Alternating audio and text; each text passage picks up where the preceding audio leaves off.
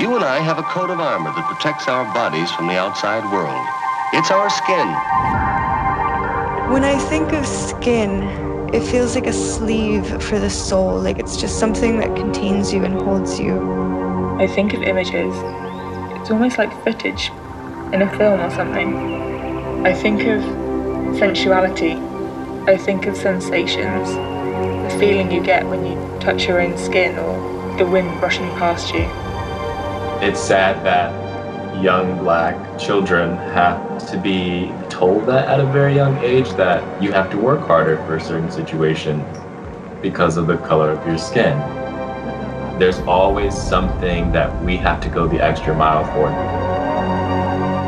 I've had many operations and illnesses that have led me into the body positivity movement. I was diagnosed with brain tumor, and this led to me having a pretty sweet scar across my head. I get shocking reactions all the time.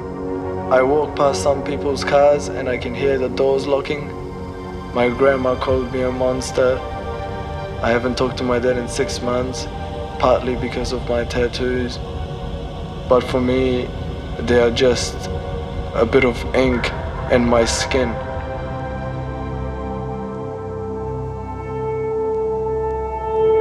Every day I walk into a rehearsal, every day I go for an audition, every day I know that I'm drastically different. There's like a sense of loneliness, to be quite frank. This kind of intimidation when I walk through a room full of Caucasians. When I look on television when I was like younger and I would see this beautiful Caucasian family living in this white picket fence neighborhood. They go outside, they play baseball in the backyard, they have a dog. Everything just seems like very harmonious and peaceful. I was unconsciously aware that this is the life that I would dream to have. I look at my life and I see abandoned buildings, I see homeless people, I see all of my family members constantly getting locked up. I can only dream to live a happy life. You're amazed that I did not have the same ability or the same experiences as you. I feel like that's an idea that most people who are Caucasian just can't seem to grasp. I have scars on my legs from self-harm. I don't know if I can remember exactly the first time that it happened. I just started experiencing extreme depression and anxiety. There's been many times in my life where I've felt very trapped in my body. I feel claustrophobic. My skin is too tight around my soul and my soul needs to escape. Just breathe a bit, like there's not enough room. I think that's why I was wanting to do it again the other week. But I didn't end up doing it. You know, I am past it. It didn't really feel worth it. When I was living in California, I was modeling, and I remember going to this group photo shoot, and it was a bunch of older guys with cameras and a bunch of young women.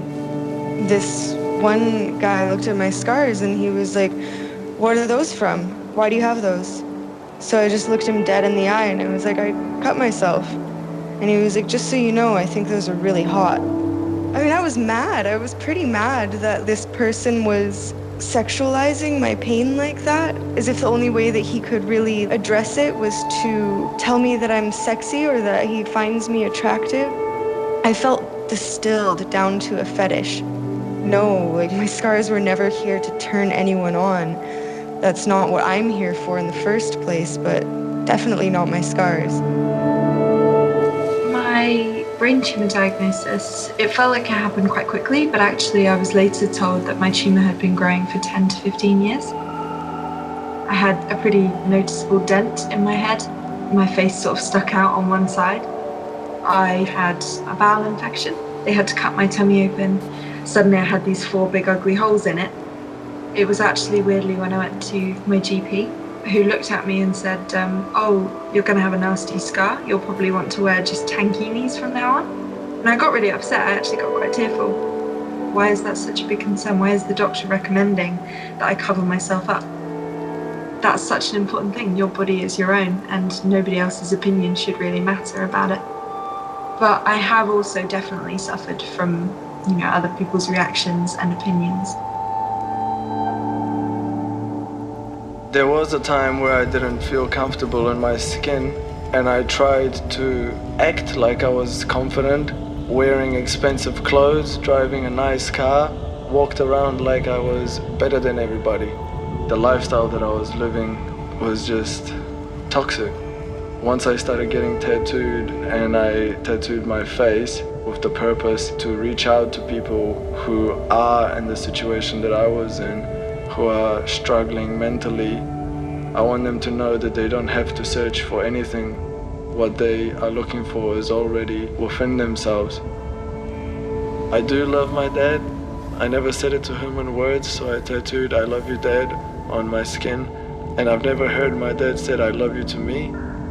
I can feel that he's disappointed in me.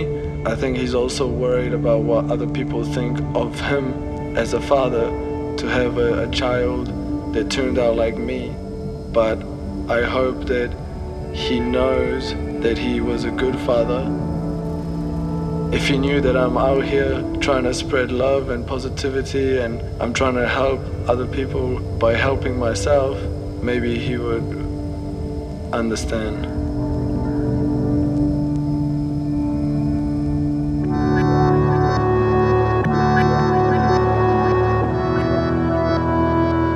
I definitely think social media can affect your mental health. If you're constantly bombarded with these images of people looking perfect, I think it can get so obsessive.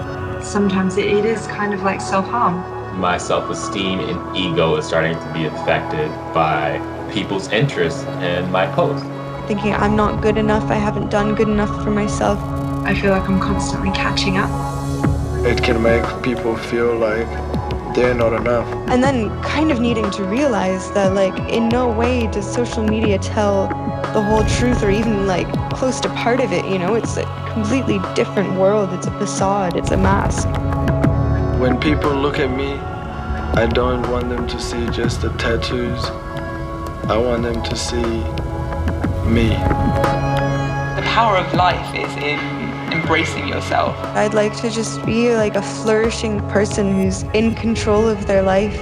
My focus is being the best that I can be every day. I feel so comfortable in my own skin, I don't care who sees it. I would just want someone who looks like me, someone who I know is going to be put in the same box that I was put into. I would just want them to walk freely as who they are. Things will get so much more positive. We'll see so much diversity. We'll start to appreciate all the different body types, ethnicities, shapes, sizes, and abilities. It's not the skin that makes us human.